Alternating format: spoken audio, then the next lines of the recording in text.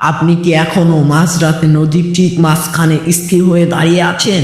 চারপাশে আধিগন্ত কালো জল আর মাথার ওপরে নিঃসঙ্গ চাঁদ। যদি না দাঁড়িয়ে থাকেন তবে দাঁড়াবেন না, কারণ দিনের আলোয় যে নদী আমাদের জীবন দেয়, রাতের অন্ধকারে সেই নদী হয়ে ওঠে এক বিশাল কবরস্থান। আজ আপনাদের এমন এক সত্য ঘটনা শোনাবো, যা শোনার পর রাতের বেলা অন্তত নদীর পাড়ে যেতে আপনার বুক কেঁপে উঠবে। এই গল্প আমার এক আত্মীয়ের কাছ থেকে নেওয়া, যার নাম আমি গোপন রাখছি। তার সাথে ঘটে যাওয়া সেই এক রাতের অভিজ্ঞতাই আজ আমি আপনাদের সামনে তুলে ধরব। প্রস্তুত তো অন্ধকার জগতে প্রবেশের জন্য? ঘটনাটি হয়েছিল আজ থেকে প্রায় 12 বছর আগে। আমার নানা বাড়ি ছিল যমুনার তীরে এক প্রত্যন্ত গ্রামে। প্রতি বছর গরমে আমরা সবাই মিলে নানা বাড়িতে যেতাম। সেবারও গিয়েছিলাম। নানা বাড়িতে গেলেই আমাদের প্রধান আনন্দ ছিল বিকেলে নদীর ধারে ঘোরাঘুরি করা। আমার এক মামা ছিল, তার নাম রহমান। রহমান মামা ছিলেন খুব সাহসী আর অ্যাডভেঞ্চার প্রিয়। একদিন বিকেলে নানা বাড়ির উঠানে বসে আমরা সবাই গল্প করছিলাম। এমন সময় মামা হুট করে প্রস্তাব দিলেন, কিরে, আজ রাতে একটা ভূতের নৌকা ভ্রমণ করলে কেমন হয়? প্রথমে নানু আর মা না বললেও আমাদের সবার জোরাজুরিতে শেষে রাজি হলেন। তবে শর্ত একটাই, বেশি দূর যাওয়া যাবে না, আর সন্ধ্যার পর পরই ফিরে আসতে হবে।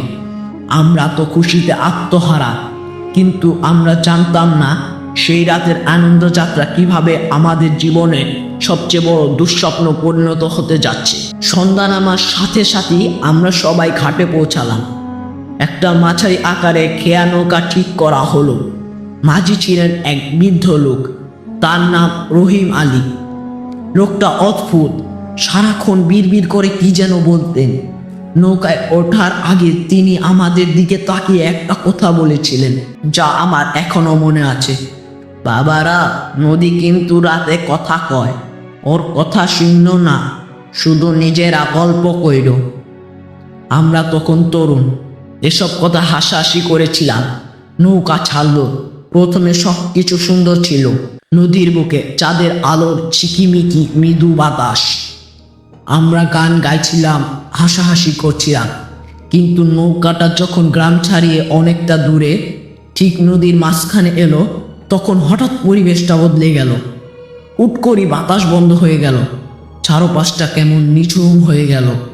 যমুনার স্রোত হঠাৎ থেমে গেল। মনে হলো পুরো নদীটা যেন এক বিশাল কালো কাচের মতো জমে গেছে। রহমান মামা হুট করে গান গাওয়া থামিয়ে দিলেন। তার মুখটা ফ্যাকাশে হয়ে গেল। আমি মামার দৃষ্টি অনুসরণ করে পানির দিকে তাকালাম। প্রথমটাই ভেবেছিলাম ভুল দেখেছি, কিন্তু না, নৌকার ঠিক পাশেই কুচকুচে কালো পানির ঠিক নিচে কিছু একটা ভেসে আছে। একটা বিশাল আকৃতির অভয়ব ধীরে ধীরে পানির ওপরের দিকে উঠে আসছে। লোকটার মুখ নেই, শুধু দুটো গর্ত। সেই গর্ত দিয়ে যেন আগুন ঠিকরে বেরোচ্ছে। আমরা সবাই ভয়ে জমে গেলাম। রহিম আলী মাঝি হঠাৎ আর্তনাদ করে উঠলেন, ওরা এসে গেছে, ওরা এসে গেছে। আর তখনই নৌকায় ঠিক তলায় একটা বিশাল জোরে আঘাত লাগা শব্দ হলো। রহিম মাঝি আর কে ছিল পানির নিচে? কি ঘটেছিল সেই রাতে জানতে হলে দেখুন পরবর্তী পর্ব। আর হ্যাঁ, আপনি যদি এই ঘটনার সম্পূর্ণটা জানতে চান, তবে কমেন্টে লিখে জানান পরের পর্ব চাই। আর ভিডিওটা লাইক দিয়ে আমার পাশেই থাকুন। কণ্ঠস্বরে আমি ছিলাম মোহাম্মদ রিসালাত।